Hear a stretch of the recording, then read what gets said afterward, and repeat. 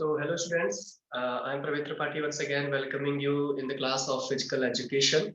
And so far we have done the two chapters, and now it's time to start our third chapter, which is about the physical and psychological aspects of physical education and sports. Okay, so today onwards we will begin the third chapter. So let's start. Physical and psychological aspects of physical education and sport include growth and development, heredity and environment, and differences between growth and development. Physical and psychological aspects क्या होते हैं students, आपको ये समझना बहुत जरूरी है। Physical aspects और साइकोलॉजिकल एस्पेक्ट्स दोनों ही एस्पेक्ट्स हमारे लिए वाइटल रोल है, क्योंकि इनके बिना हमारे जो बॉडी है वो अच्छे से फंक्शन नहीं कर सकती है और जो हमारी बॉडी है वो अच्छे से रिस्पॉन्स नहीं कर सकती है। चाहे आप बात कर ले साइकोलॉजिकल एस्पेक्ट्स की, चाहे आप बात कर ले फिजिकल एस्पेक्ट्स की, चाहे कोई भी पर्सन कितना भी फिजिकली एक्टिव हो, फिजिकली हेल्दी हो, अगर उसका साइकोलॉजिकल एस्पेक्ट्स कहीं ना कहीं डिस्टर्ब है तो वो उसका ग्रोथ कंप्लीट नहीं मानी जाती है एंड वाइस वर्सा। तो यही बता रहा है यहाँ पर हमारा चैप्टर कि फिजिकल एंड साइकोलॉजिकल एस्पेक्ट्स जो है वो फिजिकल एजुकेशन में बहुत इंपॉर्टेंट रोल रखता है। और इसमें क्या क्या इंक्लूड है? इसमें इंक्लूड है ग्रोथ एंड डेवलपमेंट, यानी हमारी क्या ग्रोथ होती है, क्या डेवलपमेंट होती है। इसके अंदर हम ये भी पढ़ते हैं कि हेरिडिटी एंड एनवायरनमेंट क्या होता है, यानी कि हमारे जो हेरिडिटीज हैं, हमारे ऊपर एनवायरनमेंट पर उसका क्या असर होता है। ठीक है, फिर डिफरेंसेस क्या है ग्रोथ एंड डेवलपमेंट में, ये भी एक चीज है। ठीक है, इसको भी आपको पढ़ना होगा, समझना होगा। So, factors affecting growth and development and physical and psychological changes occurring during development stages are also discussed in chapter. So, what we are going to study is mentioned here, that we will understand what is the growth and development, physical and psychological change that occurs in ourselves and etc. So, psychological aspects includes activities like warming up, conditioning and cooling down, effects of exercise on muscular, digestive, circulatory and respiratory system. So in this particular chapter we are going to understand how we can just include our daily activity, just like the warming up, conditioning and exercising, respiratory system, circulatory system. Okay, so these are also the part of this chapter. So now our first topic is here, growth and development. So the terms growth and development are used in various aspects of life. Growth can be explained as becoming bigger or larger, and growth is termed as a physical change, whereas development includes physical, social and psychological change. जी हाँ, बिल्कुल, growth and development आप दोनों words को जानते हैं कि growth को आप ये कह सकते हैं कि हाँ, आप बिकमिंग बिगर होना, लार्जर होना, या फिर हम कह सकते हैं कि फिजिकल चेंजेस जो हो रहे हैं उसे आप ग्रोथ कह सकते हैं। ठीक है, और डेवलपमेंट में आपका सभी एस्पेक्ट्स क्लियर होते हैं, यानी कि डेवलपमेंट का मतलब होता है ओवरऑल डेवलपमेंट, ऑल राउंड में। ठीक है, फिजिकल भी होगा, सोशल भी होगा, साइकोलॉजिकल चेंजेस को भी डेवलपमेंट बोला जाता है।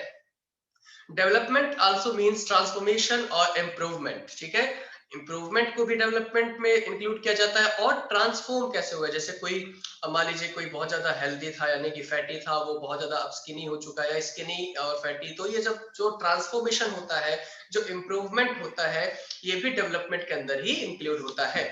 Growth is related to quantitative improvement, development is related to quantitative as well as qualitative improvement, यानी कि जो ग्रोथ है वो क्वांटिटेटिव, यानी कि हम उसको मेजर करते हैं, जबकि डेवलपमेंट को भी हम मेजर करते हैं, साथ के साथ ही हमारी क्वालिटी को भी अश्योर करता है कि हाँ, क्वालिटीज को भी ये कहीं ना कहीं इंटरेक्ट करता है या फिर इफेक्ट करता है। अब हमारा नेक्स्ट टॉपिक है ग्रोथ। अब हम ग्रोथ को डिटेल में पढ़ते हैं कि growth refers to the process through which the body increases in size and shape. तो ग्रोथ का मतलब है कि साइज और शेप में जब हमारे इंक्रीज होता है, डिक्रीज होता है, जो भी इफेक्टिवनेस होती है उसे हम ग्रोथ बोलते हैं, और जनरली हम इसे इंक्रीज के कंटेक्स्ट में ही देखते हैं। It is a biological process and in other words growth mean increase in mass. ठीक है, ये बायोलॉजिकल प्रोसेस होता है ग्रोथ करना। ठीक है, और इसको अदर वर्ड्स में हम बोलते हैं कि हाँ, इंक्रीज होना मास में, यानी कि वजन में जो हमारा, या फिर जो हमारे फिजिकल एस्पेक्ट्स है उसमें अगर हमारा जो इंक्रीज होता है उसे आप ग्रोथ की कैटेगरी में रखते हैं। From the time of conception, the process of growth starts in the mother's womb. ठीक है, तो जो प्रोसेस ग्रोथ की होती है वो हमारे जो मदर्स वॉर्म होता है, जो हम कह सकते हैं कि हम जब छोटा बच्चा जो पेट में होता है तभी से वो प्रोसेस स्टार्ट हो जाती है ग्रोइंग की। ठीक है, the fertilised egg continues to grow and after birth This process goes on till complete physical maturity is obtained. ठीक है, तो ये जो ग्रोथ है इतनी इनिशियल स्टेप है कि ये मदर स्वार्म में स्टार्ट हो जाती है, जो फर्टिलाइज एग्स होते हैं, ठीक है, वो ग्रो करना स्टार्ट हो जाता है, और ये तब तक ग्रो करते हैं जब तक कि हमारा जो वो भी बर्थ होता है बच्चे का, जब तक वो मैच्योर नहीं हो जाता. Growth is thus a quantitative increase in size and shape. Physical growth refers to these changes in size and shape of different organs of the body. यानी फिजिकल ग्रोथ का अगर हम बात करें कि फिजिकल ग्रोथ क्या है, तो फिजिकल ग्रोथ का मतलब ये हुआ कि साइज में और शेप में आपके जो ऑर्गन्स है बॉडी के वो चेंज हो रहे हैं, इंक्रीज हो रहे हैं, ठीक है.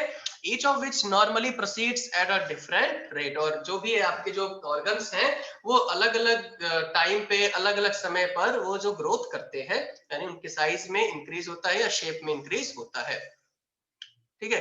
Tangible biological process in which the organism gains in terms of size, volume, height and weight. So these are some kind of the terms, ठीक है. तो साइज, वॉल्यूम्स और हाइट के हिसाब से हमारे जो प्रोसेस होती है ग्रोथ की वो चलती है. फिर हम देख रहे हैं development. Development is related with advancement and a progressive series of qualitative changes, ठीक है. तो डेवलपमेंट का मतलब क्या होता है, अभी हमने समझा कि ग्रोथ क्या होती है. डेवलपमेंट का मतलब ये होता है एडवांसमेंट हुआ है हमारे अंदर, कुछ प्रोग्रेस हुआ है, कुछ ट्रांसफॉर्मेशन हुआ है, जिसको आप क्वालिटी से भी रिलेट कर सकते हैं. Development processes have greater relationship with external factors than growth. यानी कि जो डेवलपमेंट का प्रोसेस होता है उसका जो रिलेशनशिप होता है एक्सटर्नल फैक्टर्स पे ज्यादा होता है. एक्सटर्नल फैक्टर्स ग्रोथ के अलावा जो भी होता है उसे डेवलपमेंट में आप इंक्लूड कर सकते हैं. Proper development cannot take place unless external factors such as nutrition, activity, and protection from diseases and other socio-cultural influences are well ensured. यानी कि प्रॉपर डेवलपमेंट आप तब तक डिफाइन नहीं कर सकते जब तक आप सभी एस्पेक्ट्स को कवर ना करें, जैसे न्यूट्रिएंट्स हैं, एक्टिविटीज है आपकी, आपके डिसीजेस के ऊपर आप जो प्रोटेक्शंस करते हैं, या आपके जो सोशियो कल्चरल इन्फ्लुएंसेस हैं वो अच्छे से अगर आप मैनेज नहीं करते हैं तो आपका वो प्रॉपर डेवलपमेंट में इंक्लूड नहीं किया जाता है. More specifically, development can be defined as the emerging and expanding of capabilities of the individual. यानी कि डेवलपमेंट को आप ऐसे डिफाइन कर सकते हैं कि आपका एमर्ज होना, आपका ग्रूम करना, आपका एक्सपेंड करना कैपेबिलिटीज में, यानी कि अब आप कुछ और कैपेबल हो चुके हैं इंडिविजुअल्स की, तो वहां पर आप डेवलपमेंट को डिफरेंशिएट कर सकते हैं. आई होप कि आप सभी को समझ में आ रहा होगा कि ग्रोथ एंड डेवलपमेंट में क्या डिफरेंसेस हैं. Growth forms the basis for the development of functional capacities of the child. ठीक है. Without proper growth, probably the required level of development may not be achieved at a given stage. यानी कि अगर हम बात करें कि ग्रोथ और डेवलपमेंट का दो अलग अलग चीजें हैं, तो थोड़ा सा इसमें आप कॉन्ट्राडिक्टरी हो सकते हैं कि ग्रोथ एंड डेवलपमेंट दोनों ही बहुत ही इंटरमीडिएरी पार्ट है, और यहाँ पर आपको समझना होगा कि ग्रोथ के बिना डेवलपमेंट कहीं ना कहीं अधूरा ही माना जाएगा. Acquisition of skills and knowledge also indicates development process. Although growth comes to end at some stage of life, development continues till death. यानी कि जो ग्रोथ है वो तो आपके मतलब एक स्टेज आएगी लाइफ की जहां पर वो रुक जाएगा, ठीक है. लेकिन जो डेवलपमेंट है, जो आपको अपने अंदर ट्रांसफॉर्मेशंस करने हैं, एडवांसमेंट्स जो करनी है, वो आप अपने लाइफ टाइम कर सकते हैं. तो यहाँ पर देखिए एक डिफरेंस दे रखा है अपने को ग्रोथ एंड डेवलपमेंट के अंदर, कि ग्रोथ क्या है, डेवलपमेंट क्या है, उसका एक डिफरेंस दे रखा है, डिफरेंस चार्ट है यहाँ पर. तो बात करते हैं ग्रोथ के बारे में. Growth is visible. ग्रोथ आपको सामने से दिखाई देता है, आप देख सकते हैं कि हाँ कोई जो इंडिविजुअल है वो लंबा हो रहा है, छोटा है, या फिर वो ज्यादा मोटा हो रहा है, या फिर वो पतला हो रहा है, जो आप कह सकते हैं. Development can be observe. Development केवल ऑब्जर्व किया जाता है, वो डायरेक्टली विजिबल नहीं होगा. जैसे कोई कम कैपेबल था, आप ज्यादा कैपेबल हो गया, तो वो डेवलपमेंट है, एनहांसमेंट्स है. ग्रोथ इज क्वांटिटेटिव, ठीक है, उसको आप मेजर कर सकते हैं क्वांटिटेटिव्स में, लेकिन डेवलपमेंट जो है वो quantitative as well as it is qualitative also. Okay. Growth comprises of height, weight, size and shape of the body and its organ. Growth का मतलब होता है height, weight, size और shape जो body के होते हैं वो increase हो रहे होते हैं, comprise हो रहे होते हैं. Along with the physical changes, cognitive, social and emotional changes are also included. ऐसा नहीं है कि केवल आप यहाँ पर physical aspects की बात करेंगे, यहाँ पर cognitive यानी कि understanding abilities की भी बात होती है, social and emotional changes की भी बात होती है. It is due to the cell division. Growth जो है वो काफी तक बायोलॉजिकल टर्म है, तो सेल डिवीजन के कारण होता है. And it happens due to the motor and mental process and their interplay. यानी इंटरप्ले यहाँ पर देखो वर्ड यूज किया गया, यानी कि जो ये परस्पर काम करते हैं आपस में, ठीक है, इंटर रिलेटेबल वे में काम करते हैं। वाटर यानी जो बोन्स हैं, जो हमारा मेंटल प्रोसेस है, ये सभी जब एक साथ काम करते हैं, एक साथ एनहांस होते हैं, तो वो डेवलपमेंट की कैटेगरी में आता है। Growth is for limited period and development is a lifelong process. Growth can be measured objectively and it can be observed by matured behavior. ठीक है, डेवलपमेंट जो है वो आपके बिहेवियर से नापा जाएगा। ठीक है, growth tells about one aspect of the personality and is limited in scope. Yes, जो ग्रोथ है वो केवल आपकी पर्सनैलिटी के एक ही एस्पेक्ट के बारे में बताएगा, लेकिन जो डेवलपमेंट है वो आपके हर एक एस्पेक्ट्स को कहीं ना कहीं टच करता है। ठीक है, growth can be measured and continuous up to certain age of an individual. ठीक है, and development is more related to qualitative aspect and difficult to measure, for instance mental ability, academic achievement etc. तो देखिए, development और growth में आप आसानी से differentiations कर सकते हैं कि यहाँ पर आपके हर एक इंस्टेंस को टच किया जाता है, जैसे कि मेंटल एबिलिटीज हो गई, एकेडमिक अचीवमेंट्स होगी, ये सब भी क्या है, डेवलपमेंट का ही एक हिस्सा है। The limits of the growth are set by the heredity of an individual. यानी जो ग्रोथ का है, जो लिमिटेशंस वो क्यों होती है, क्योंकि वो हेरिडिटी यानी अनुवांशिक रूप से होता है वो। And development is more affected by the environment available of the person, यानी कि और जो डेवलपमेंट है वो कहीं ना कहीं हमारे एनवायरनमेंट से भी रिलेटेबल होता है, अफेक्टनेस होता है उसका।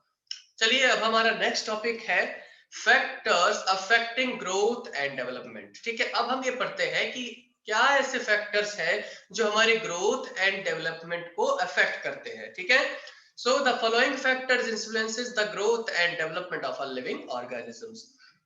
यानी कुछ यहाँ पर फैक्टर्स दे रखे हैं हमको कि जो ग्रोथ एंड डेवलपमेंट को अफेक्ट करते हैं, उन पे प्रभावित होते हैं, इन्फ्लुएंस करते हैं। So the very first factor is heredity. ठीक है, heredity is a biological process that plays an important role in the transmission of physical and social attributes from parents to their children. I think you all know that heredity, what it means.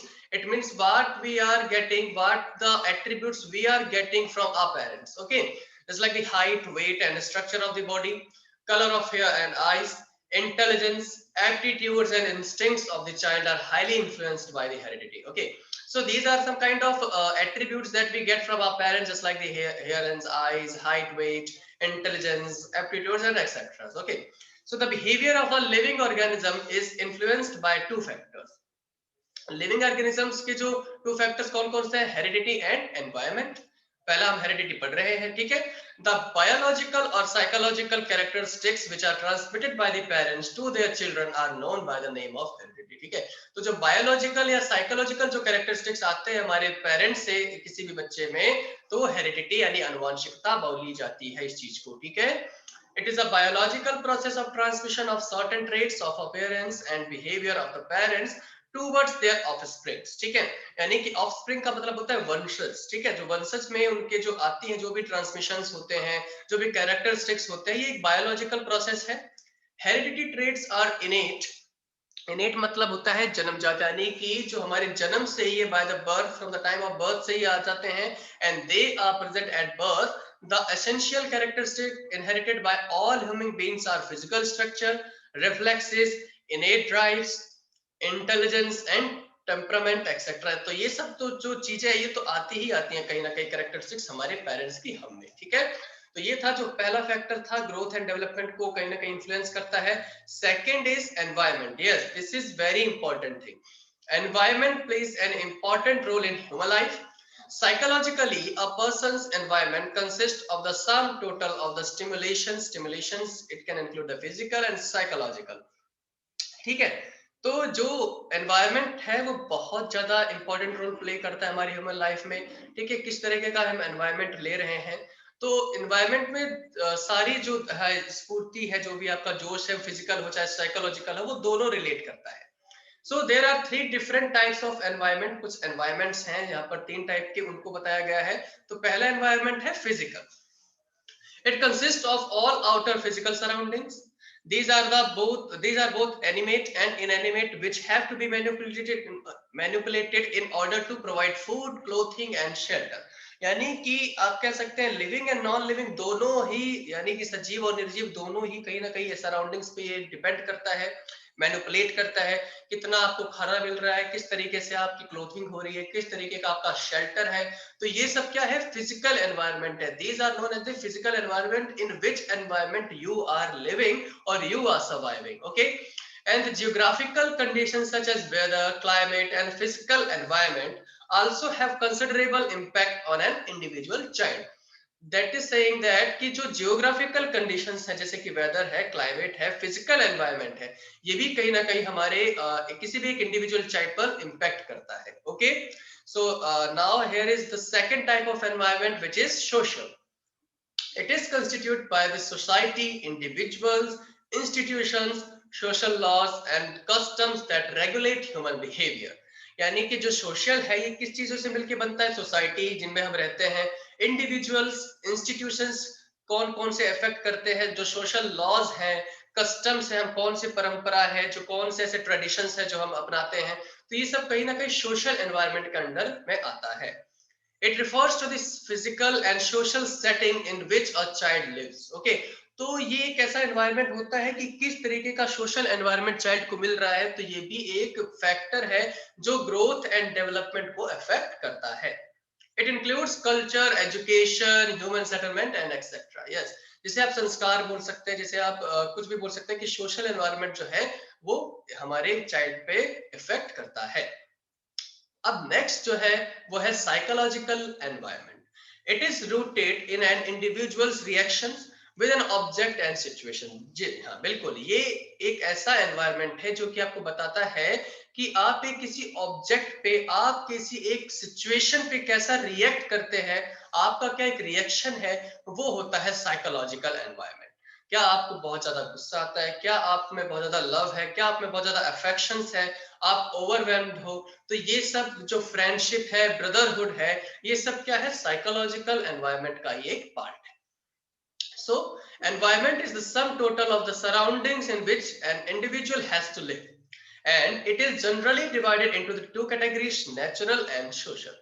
अब आप सभी को पता है कि environment दो type के हैं, नेचुरल और सोशल. ठीक है, नेचुरल एनवायरनमेंट में आप सभी को पता है क्या क्या होता है, refers to all those things and forces on and around the earth that are natural and influence a person. Natural environment में सभी आते हैं, जैसे कि हम बात करते हैं एनवायरनमेंट, सेव एनवायरनमेंट यानी कि वेदर, क्लाइमेट्स, ट्रीज, ये सब.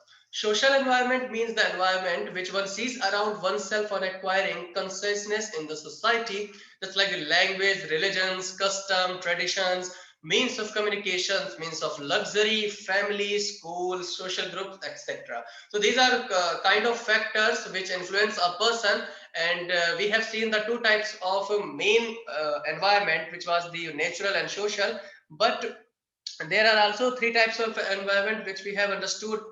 First one was the physical, second one was the social, and third one was the psychological.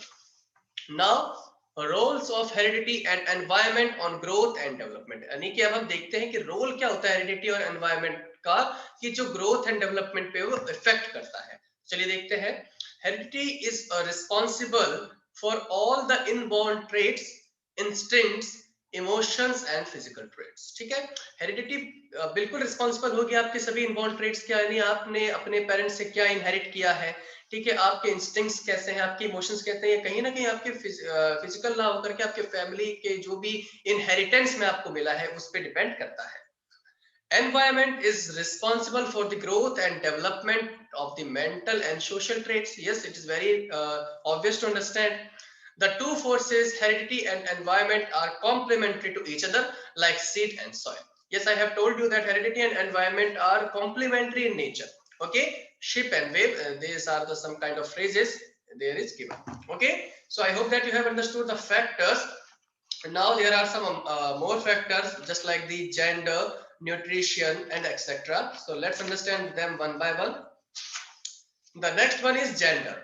Gender acts as an important factor in human growth and development. Yes, boys in general are taller, heavier in comparison to the girls, but girls demonstrate early physical growth during adolescence than boys. ठीक है, तो यहाँ पर gender का भी काफी role होता है. जेंडर से आप डिफरेंशिएशंस कर सकते हैं, जो कि हमें नहीं करनी चाहिए, but it is very obvious because boys generally are taller and heavier as comparison to the girls. And it's not true in all the context. और जो भी गर्ल्स हैं उनका जो फिजिकल ग्रोथ है वो अडोलेसेंस में बहुत ज्यादा दिखता है, बहुत ज्यादा हम उसको अज्यूम कर सकते हैं, ऑब्जर्व कर सकते हैं comparatively to boys. Okay, the boys composition and structural growth of girls are different from boys. Yes, we all know that. Next is nutrition. Growth and development of the child depends on food habits and nutrition.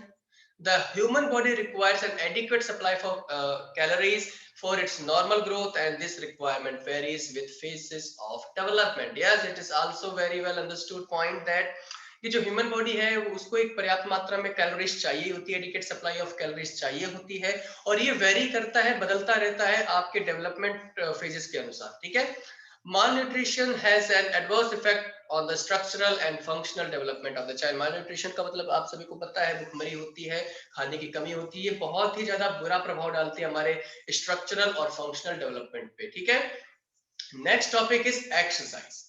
Okay, so physical exercise have positive impact on growth and development. अगर हम बात कर रहे हैं factors की, तो exercise बहुत ही बड़ा फैक्टर है जो ग्रोथ एंड डेवलपमेंट में पॉजिटिव इम्पैक्ट डालता है।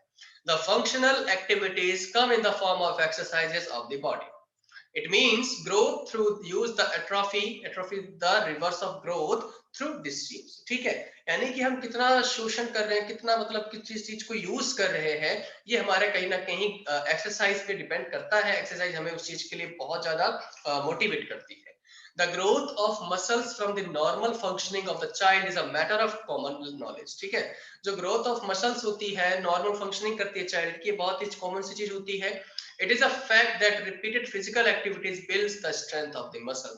अगर हम ज्यादा फिजिकल एक्टिविटीज करेंगे तो जो हमारी मसल्स हैं उनकी स्ट्रेंथ कहीं ना कहीं बढ़ती ही है। The increase in muscular strength is mainly due to better circulation and good stimulation supply of nutrients and oxygen to the muscles.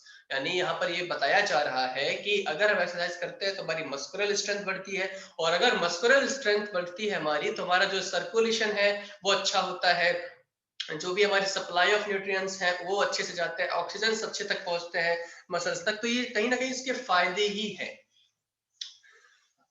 Play and other physical activities provide for the growth and development of skeletal muscles. तो plays है, other physical activities है, ये हमें करते रहने चाहिए। अब next factors हैं हमारे hormones, learning and reinforcement, pollution, socio economic status etcetera. तो देखिए हार्मोन्स क्या करते हैं, हार्मोन्स कैसे फैक्टर्स हैं। Hormones are chemical substances, as we all know that, and plays an important role in regulating the process of growth and development. Okay, so there are many endocrine glands present inside our body. Endocrine glands are ductless glands and are situated in some specific part of the body. तो ये एक endocrine gland होता है जो कि hormones के लिए responsible होता है, जहां से हार्मोन्स जो है वो हमारे बॉडी तक सप्लाइड होते हैं। These glands make internal secretions locally and produce one और मोर हार्मोन्स, यानी कि ये जो ग्लैंड्स होते हैं ये हार्मोन्स को प्रोड्यूस भी करते हैं और इनको स्कैटर भी करते हैं। Hormones are psychological substances having the power to increase or decrease the activity level of the body or certain organs of the body। यानी हार्मोन्स जो होते हैं वो एक्टिविटी लेवल को भी डिसाइड करते हैं, इंक्रीज डिक्रीज करते हैं, पावर रखते हैं। ठीक है, तो ये फैक्टर्स हैं जो हमारे ग्रोथ एंड डेवलपमेंट पे इंपैक्ट डालता है। For example, thyroid gland release thyroxine hormone which influences the skeletal and muscular growth। यहाँ पर एग्जांपल दिया हुआ है कि जो थायराइड ग्लैंड होता है वो थायरोक्सिन रिलीज करता है, जो कि किस पे इन्फ्लुएंस डालता है, हमारी स्केलेटन एंड मस्कुलर ग्रोथ पे डालता है। इसका मतलब ये है कि हार्मोन्स जो है वो हमारी ग्रोथ पे भी इम्पैक्ट करेगा और डेवलपमेंट पे भी। In the absence of these hormones in appropriate proportion, growth and development is affected. Similarly, the adrenal glands are situated very close to kidneys। अब यहाँ पर adrenal glands की बात की जा रही है जो कि kidneys के पास होती हैं। These secrete adrenaline which is responsible for strong and rapid heartbeat। यहाँ पर भी इसका एग्जांपल दिया गया है, तो कहीं ना कहीं हार्मोन्स के बारे में यहाँ पर बताया गया है। Next factor is learning and reinforcement. Learning is the most important and fundamental topic in the whole science of psychology। ठीक है, लर्निंग अगर बात की जाए तो लर्निंग भी कहीं ना कहीं बहुत ज्यादा पॉजिटिव इम्पैक्ट या नेगेटिव इम्पैक्ट डालती है हमारे अंदर, क्योंकि वो साइकोलॉजी से सीधा सीधा डिपेंड करती है। ठीक है। अगर लर्निंग और रीइंफोर्समेंट मेकिंग यानी कुछ स्ट्रॉन्गर ना हो चीजें, लर्निंग अगर हमारे लाइफ में ना हो तो शायद हम अपने डिसीजंस मेकिंग नहीं कर पाए और हम अपने डेवलपमेंट को और ग्रोथ को कहीं ना कहीं अफेक्ट करते हैं। तो development consist of maturation and learning. Learning includes much more than school learning. Learning goes to help the child in the physical, mental, emotional, intellectual, social and attitudinal development. ऐसा नहीं कि केवल जो स्कूल में सिखाया जाता है वही लर्निंग है. लर्निंग में इमोशनल है, मेंटल है, इंटेलेक्चुअल है, आपका एटीट्यूड कैसा है, सोशल डेवलपमेंट आपके कैसे है, ये सभी लर्निंग के अंदर आते हैं. All knowledge and skill, all good and bad habits, all acquaintance with people and things, all attitudes built up with while dealing with people and things are learned. आप जो अनुभव होते हैं, जो आपका एक्सपीरियंस होता है, यही मेन लर्निंग होती है. ठीक है. Reinforcement is an important factor in learning. Exercise or activity is necessary for learning, and it may be a motor activity as in playing on a musical instrument, or it may be a sensory activity as in listening to a piece of music. यानी यहाँ पर बताया जा रहा है कि आप कुछ making something stronger, you are making yourself as a stronger. It may be just doing any kind of physical activity while just listening the music and etc. Whatsoever, there must be activity in some form. Learning by doing is an old psychological proverb. देखिए यहाँ पर एक proverb बताया कि एक कहावत है कि लर्निंग बाय डूइंग यानी काम करते करते सीखना सबसे बेहतर तरीका होता है. ठीक है. Because it give us experience and experience leads to us to the success. Okay. Now it is accepted that activity should be repeated till we get the desired result. यानी हमें अपने एक्टिविटी को रोकना नहीं चाहिए, उसको करते रहना चाहिए जब तक हमें हमारा लास्ट रिजल्ट, डिजायर्ड रिजल्ट यानी हमारा गोल अचीव ना हो पाए. So the saying should be replaced as learning by doing and getting result. यानी अब यहाँ पर इसको थोड़ा सा मैनिपुलेट किया गया है कि लर्निंग बाय डूइंग के साथ साथ आप अपने रिजल्ट्स भी निकालते रहिए, आप अपने गोल्स को भी अचीव करते रहना चाहिए. नेक्स्ट फैक्टर है हमारा पॉल्यूशन. बिल्कुल ये एक लेटेस्ट फैक्टर है और बहुत ही इंपैक्ट रखता है. According to studies, air pollution not only affects the respiratory organs but also has harmful effects on human growth. ऐसा नहीं है कि जो एयर पोल्यूशन है वो केवल हमारे रेस्पिरेटरी सिस्टम्स को ही, ऑर्गन्स को ही इफेक्ट करता है. जी नहीं, ये हार्मफुल इफेक्ट रखता है ग्रोथ पे भी हमारे. इंडोर पोल्यूशन और the pollution from the housing conditions can result in ill health which can negatively impact human growth and development. तो यहाँ पर पोल्यूशन के एडवर्स इफेक्ट बताए जा रहे हैं. For example, lead exposure for deteriorated lead based paint in older housing can be very harmful. यानी कि जो पुराने टाइप के जो हमने पेंट यूज करते हैं वो भी बहुत ज्यादा हार्मफुल हो सकते हैं. Lead is very harmful for children as it simply gets immersed into the growing bodies of children and obstructs the normal development of brain and other organs and system. यानी pollutions की यहाँ पर बात की जा रही है. Pollutions भी children के growth पर काफी effect डालते हैं. Last but not the least, socio-economic status भी हमारा factor होता है. Socio-economic factor definitely have some effect. It has been seen that children from different socio-economic background vary in average body sizes at all ages. बिल्कुल, अगर आपका जैसा खान पान रहेगा, जैसा आपका सोशो इकोनॉमिक स्टेटस रहेगा, वो भी हमारी बॉडी के साइज के ऊपर, बॉडी के ग्रोथ के ऊपर, बॉडी के डेवलपमेंट के ऊपर इफेक्ट डालता है. अगर आपका खान पान, अगर आपका जो सोशो इकोनॉमिक स्टेटस बहुत अच्छा है, आपको सारी फैसिलिटीज मिल रही है, आपको सारी लग्जरीज प्रोवाइड की जा रही हैं, then it will affect on your body and then it will affect positively on your growth and development. The families with high income are primarily more advanced. Yes, it is very obvious thing. The most important reason behind this are better nutrition, better facilities, regular meals, sleep and exercise. ठीक है. Family size also influence the growth rate, as in big families with limited income, sometimes children do not get the proper nutrients and hence the growth is affected. So this is how we have completed the one topic of our chapter 3rd. So I hope that you have understood the session. So until then, we will meet in the next meeting. So take care. Bye bye.